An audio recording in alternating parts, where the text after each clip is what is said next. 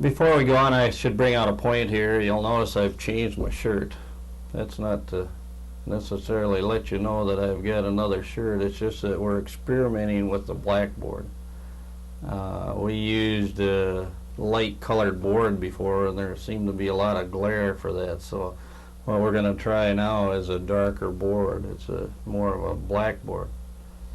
So we'll try that and see how that works. We want to get into paralleling resistors and inductors, and then we'll bring in capacitors. We'll have an RCL circuit here in a little bit. I think before we do that, what we should do is to explain how we reference our vectors. You'll notice that we're always starting out with a reference vector. This vector will be horizontal. We'll label that, and we're always using the resistor. And the reason we're using the resistor, if you'll remember, we said that a resistor has no effect on the voltage-current relationship in alternating current. If we was to draw out the vector for a circuit, we will use as a horizontal reference, we will use the resistor. And of course, the current and voltage are in phase with one another. I can let this value represent the current. I can let this vector over here represent the voltage. And of course, that would be through our resistor. We know from previous basic electricity that we had that an inductor, a purely inductive load, will cause current to lag by 90 degrees. We know that in a capacitor it'll lead by 90 degrees. In other words, an inductor opposes a change in the current. A capacitor opposes a change in voltage. So if I had an inductor and a capacitor in the circuit, their forces, you see, would be actually opposing one another, just opposite one another. If I was to show the current for a parallel circuit, what I would do is use the horizontal reference through a resistor, and then I would have a system here that would be pivoting. This whole system is going to rotate counterclockwise. If I draw the current 90 degrees, in this case it would be ahead now, this would be current, and it's ahead, then I would know that that would have to be the capacitor, because my current's going to lead in my capacitor. It will lag in my inductor. If this horizontal, or if this vector in the downward direction now was my current, it would have to be my inductor. So here my current's leading by 90, here it's lagging by 90. Those are opposing forces, and at right angles to the current flow through the resistor. Now you'll notice that we're using the right triangle method to calculate. In this case, you'll see that our inductors and our capacitors, the current's opposing one another. So what I would do is subtract those values. If I'm solving for my total current in that circuit, you see I would subtract them. Now, let's just say that we haven't got a capacitor in that circuit, and that we have an inductor and a resistor, and I want to find out what the total current would be. You'll remember when we had dissimilar components, we add, but we add by the vector method. In this case, it's the right triangle. Now you'll remember that when we worked with vectors before, in the first year to be exact, you'll remember that we used the parallelogram method of solving vectors, and we also used the triangle method. If I was to solve these two values of current here and use the parallelogram method, you see, I could make a parallelogram out of this, you see, and this would be my total current. Or I could use the triangle method, which we do most of the time, and I could move this vector over off the end of my current over here like that. And if I use the triangle method, you see, then I would still have the same value. This would still be my total current in that circuit. So what we do is use, now I'm going to get rid of the voltage in here. So what we use is this method. In other words, our right angle is going to be here. We're still going to use the right triangle to solve our total vectors. In assignment sheet 1, you have a problem given to you there where you have alternating current, and we'll show that with a sine wave. And then you have a resistor and an inductor in that circuit. Your total voltage, your applied voltage was 24 volt. Your value of resistor 1 is 8 ohm. And your inductive reactance is 6 ohms. And now we are to solve for voltage drop across the resistor, inductor, the current through the resistor, and the current through the inductor. We know in a parallel circuit that the voltage is the same across all its parts, so that I would have 24 volts across the resistor, and I'd also have 24 volts across the inductor. To find the value of current, I would use Ohm's law. I is equal to E divided by R. In this case, I would have 24 then divided by 8. I would have 3 amp flowing. If I was to put an ammeter in this branch, remember branches is parallel, you would see that I would have 3 amp flowing through this branch. To find the value of current across our inductor, what we would do is put reactance down here. We would have 24 volt divided by 6 ohm. We would have 4 amp. If I was to put a ammeter in this branch, I would have 4 amp flowing through this branch. If I want to find my total current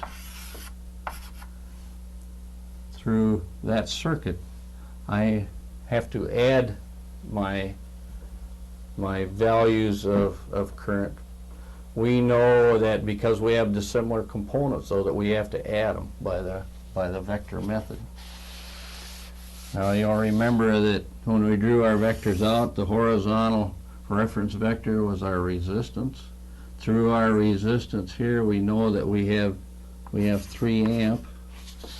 Make this a little more to scale. We know that through our reactor now we know that our current now is going to lag by 90. We'll draw it down like we did before.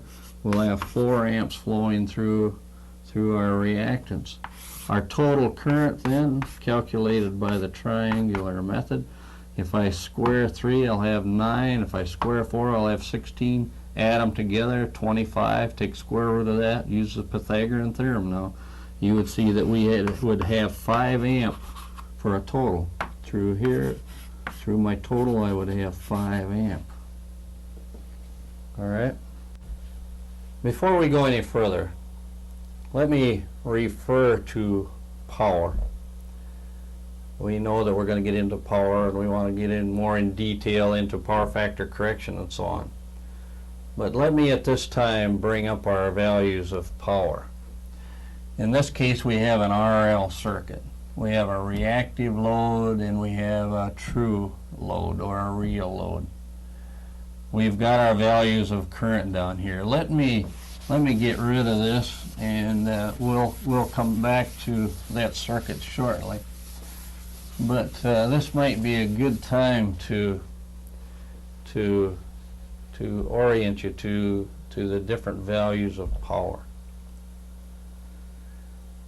You've heard of power factor, that sort of thing.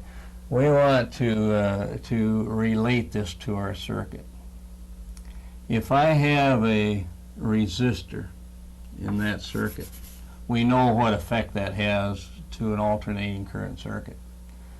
We also know that we have a value of power for that resistor. We have an inductor and we have a value of power for that inductor.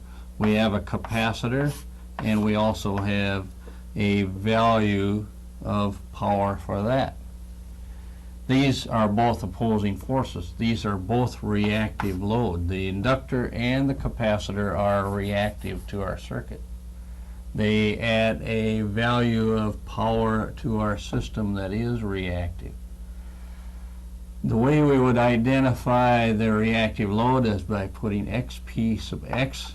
The unit of measure for reactive power is going to be a VAR. Volt amp reactance is what that would be. In our resistor, we have a unit of measure of power for our resistor, and that is going to be a watt. Now we're going to call that true power, and that is going to be a watt. So we're going to have either true or reactive load on our alternating current system. The watt-hour meter measures watts. We can, through phase shifting, we can make it read VARs if we want to. It's going to read one or the other, depending on really how we set up our metering. But for our residential services and so on, we're interested in the value of power in watts, kilowatts. Take that times time, and we have our kilowatt hours, or the energy used.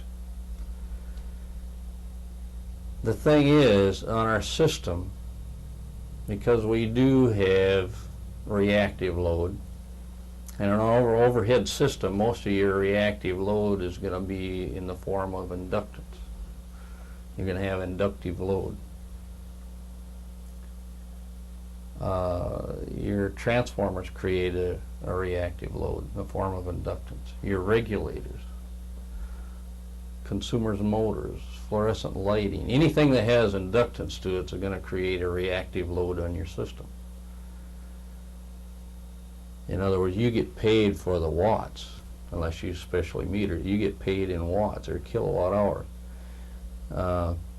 Any load that's created on your system in the form of reactance is an added load that you have to, unless you specially meter it, you have to absorb. You have to design your system to handle that greater load. Now, if I was to add, remember power is additive in a series or parallel circuit. If I was to add these two values of power, because one is true and one is reactive, then I have to add by the right triangle or the vector method to find out what my total is. Now the way that would look, if I was to add these two values, is that I would have my horizontal reference would be my true power. My reactive, if it's an overhead system now, it's going to be mainly inductive, like I said. And this would be in the form of reactive power. And remember, this is in watts and this is in VARs. The total of the two would be the total load that would be on our system, the total load that would be on our circuit. If I'm looking for total now, instead of writing PT, we write PA. Remember that? When we said voltage, we used to say PA, and that stands for applied. But when we say PA, that stands for apparent. Now, apparent load is the total power on your system, the total power that has to be handled by your system. The unit of measure of that is going to be volt amps. So our total load on our system is going to be volt amps. Now you're more familiar with K values. So my total true power, or my true power I should say, would be in kilowatts. My reactive power would be in kilovars. And my total load on my system would be kVA.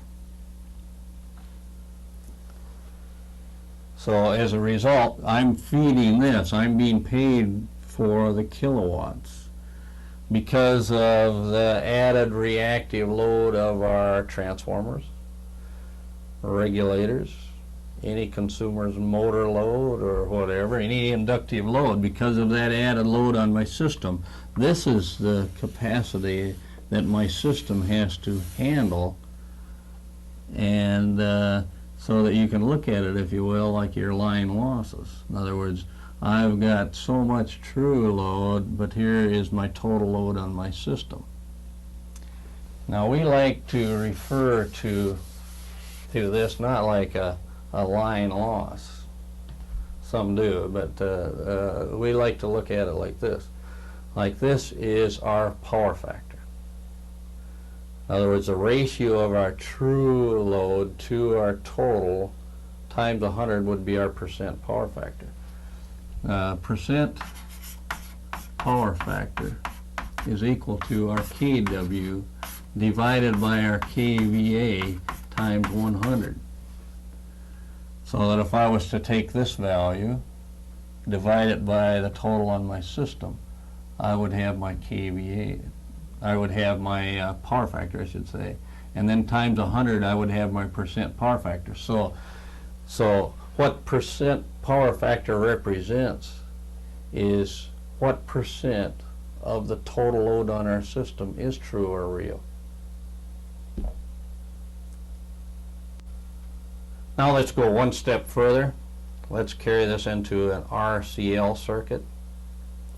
I've got a problem on the board behind me that comes from block 2 unit 18, assignment sheet 3, and you'll see that we've got 48 volts across all three components. We know that voltage is going to be the same. R1 is 6 ohms. Capacitive reactance is already calculated out for us. We have 24 ohms. Inductive reactance, what value have we got there? 12 ohms. We'll put 12 ohms here like that. Now, we know two parameters for each one of them. That means we can find the third. What we need to know is what the value of current is in each of the branches. So if I take 6 into 48, you would see that I would have 8 amp in this branch. If in my capacitive branch, if I take 24, you would see I would have 2 amp flowing in that branch. If I take 12 into 48, you would see I would have 4 amps in our inductive branch. Now in question number 2, we've answered all voltage and current for 1. Now in 2, they want to know what the current relationship would be. And remember that our current and our voltage are in phase one another in the horizontal vector. We know that current in a capacitor leads by 90, so that I would have to put my value of my current, you see, leading by 90 degrees, and my value of my current lagging, value of my current, my inductor lagging by 90 degrees. So if I had it drawn graphically accurate, you would see that my value of current over here in my resistor would be 8 amps. In my capacitor, and we'll shorten it up a little bit, we want to have it graphically halfway close here, we would have 2 amps in the vertical upward direction, and then we've got 4 amps flowing down. Now you see we've got opposing vectors here, so my net value of current in my reactive load, I would be eliminating the capacitive effect altogether, and I would have left then 2 amps flowing through my my reactance. Now to find out what my total current would be, you see I'm going to have 2 amps out here like this. Let's just move it over where we're a little more familiar. We want to find out what our total current would be. We will have 64 plus 4, square root of 68 68 square root, we're going to have 7, oh, wait a minute. We're going to have 64 plus 4, 68 square root. We're going to have 8.2 amp for a total. So if I'd put a ammeter right here at this point, I'd have 8.2 amp.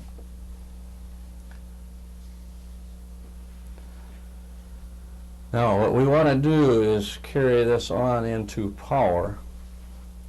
We know what the current is all the way around. We know that we have 48 amps, we have 48 volts. 48 volts. I would take, to find my value in watts, I would have to take 8 times 48. I would have, what would I have? 64, 38, 384 watts. Over here I would have, what, 96 var. Oh, am I going out of the picture here? Well, what I'm going to have is 96 var. Okay, for my volt amps, well, I'm going to have to use a calculator here. I've got 48 times 8.2 equals 393 point, let's just round it off, let's just say that, volt amps. Okay, there's our volt amps, which is our apparent power. Here's our watts, which is our true power. And here's our vars, which is our reactive power. If I'm going to indicate that, I would have my P sub A is equal to 393. My P sub X is equal to 96 var. And my P sub T, which is my true power, would be 384 watt. And this is volt amp. Okay. Now remember, power factor is our watts to our total. So our percent power factor is equal to, we're going to take our watts and divide it by our volt amps. We're going to have 384, make it a little more clear than that, 384 divided by 393 is going to be a lot better power factor here. We're going to have 384 divided by 396 equals I'll round it off, which is 0.97 times 100, which is equal to 97%. So we have a power factor of 97%, which would be a good power factor. And the reason it's good is because of the total load on our system. 97% is true in watts. Our line losses would be much less. Our reactive load is much less.